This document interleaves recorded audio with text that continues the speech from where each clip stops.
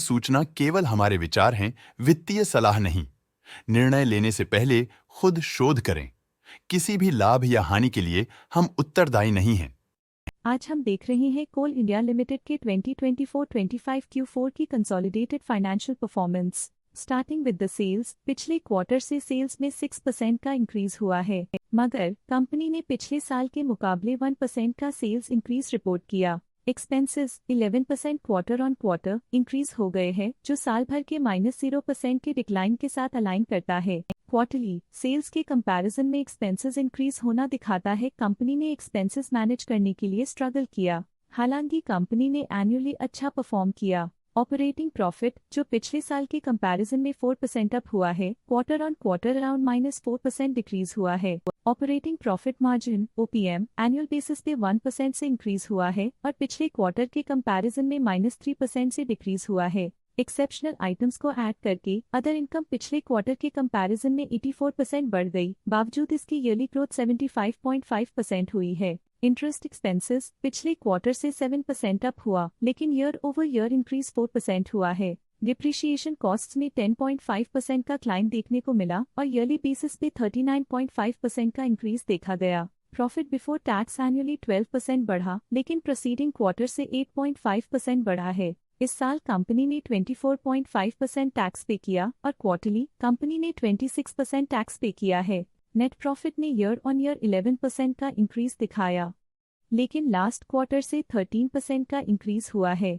इस क्वार्टर में कंपनी का परफॉर्मेंस ठीक रहा, ऑपरेशनल एफिशिएंसी में कुछ सुधार हुआ है। वहीं अगर एनुअल एनालिसिस की बात करें तो इस साल कंपनी का परफॉर्मेंस ठीक रहा। अर्निंग्स पर शेयर EPS में साल भर में 1.5% का इंक्रीज देखा गया, लेकिन क्वार्टरली में 13% की बढ़ोतरी भी नजर आई। इस क्वार्टर में कंपनी का EPS ठीक रहा, ऑपरेशनल एफिशिएंसी में कुछ सुधार हुआ। कोल इंडिया लिमिटेड के फाइनेंशियल स्नैपशॉट को रिव्यू करते हुए कुछ मुख्य ट्रेंड्स सामने आए हैं जो कंपनी की परफॉर्मेंस पे रोशनी डालते हैं। मार्च 2022 से मार्च 2025 तक कोल इंडिया लिमिटेड की फाइनेंशियल जर्नी में सबसे पहले बात करते हैं सेल्स की। इस साल -1% की कमी के बावजूद पिछले 4 सालों में सेल्स में 28% की वृद्धि हुई है। इस साल सेल्स में गिरावट आई है, लेकिन पिछले 2 साल में अच्छी ग्रोथ हुई थी, जो एक अस्थायी रुकावट को दर्शाता है। अब बात करते हैं एक्सपेंसेस की। इस साल एक्सपेंसेस -6% घाट गए हैं, लेकिन 4 सालों में 12% का इजाफा हुआ है। इस साल सेल्स और एक्सपेंसेस एक साथ बढ़ रहे हैं, जो बैलेंस्ड ऑपरेशनल अप्रोच को दर्शाता है।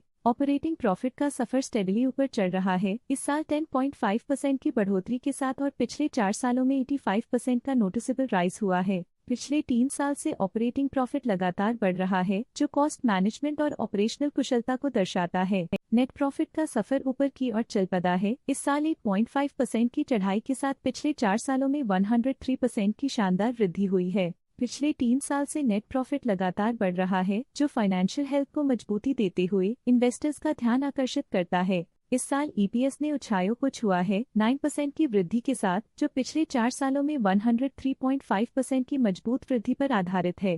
पिछले 3 साल से अर्निंग्स पर शेयर EPS में लगातार इजाफा हुआ है, जो प्रॉफिट ग्रोथ को मजबूती देते हुए शेयर होल्डर वैल्यू को बढ़ा रहा है। चलिए अब बात करते हैं शेयर होल्डिंग पैटर्न की। कोल इंडिया की शेयर होल्डिंग रिपोर्ट्स कुछ इस प्रकार की हैं, जो अननोन 2025 के तक चलता है। ये रिपोर्ट कंपनी के शेयर्स की डिटेल्ड जानकारी देता है, जिसमें promoters, promoter groups, foreign investors, public investors और सरकारी एंटिटीज शामिल हैं। पब्लिक द्वारा हेल्ड शेयर्स का परसेंटेज 5.6% से इंक्रीज होकर 2025 के में 5.67% तक का इंक्रीज से देखा गया। ये चेंजेस स्टेट है कि पब्लिक की इन्वेस्टमेंट कंपनी में क्वार्टर टू क्वार्टर इंक्रीज हुई है। जब कंपनी के शेयर्स का अधिकतम हिस्सा प्रमोटर्स, FII, DII या गवर्नमेंट के पास होता है, तब ये माना जाता है कि कंपनी मजबूत हाथों में है, जो स्थिरता और मजबूत समर्थन को दर्शाता है और इस मार्केट की स्थिरता बनी रहती है। DII, डोमेस्टिक इंस्टीट्यूशनल इन्वेस्टर्स, ने अपना शेयर होल्डिंग दिसंबर 2024 में 22.58% से 2025 में 23.35% तक इंक्रीज किया। ये बताता है कि डोमेस्टिक इंस्टीट्यूशंस ने कंपनी में अपना इंटरेस्ट 0.77% तक इंक्रीज किया है। फॉरेन इंस्टीट्यूशनल इन्वेस्टर्स की शेयर होल्डिंग में थोड़ा डिक्रीज आया 2024 के दिसंबर से 2025 के में, जो दिखाता है कि फॉरेन इंस्टीट्यूशंस ने अपने स्टेक को क्वार्टर टू क्वार्टर -0.84 से डिक्रीज किया है, जिससे पता चलता है कि उन्होंने अपनी इन्वेस्टमेंट्स को पुल बैक किया है। ये था कंपनी का करंट शेयर होल्डिंग पैटर्न। अब नजर डालते हैं कोल इंडिया के स्टॉक रिकमेंडेशन पे।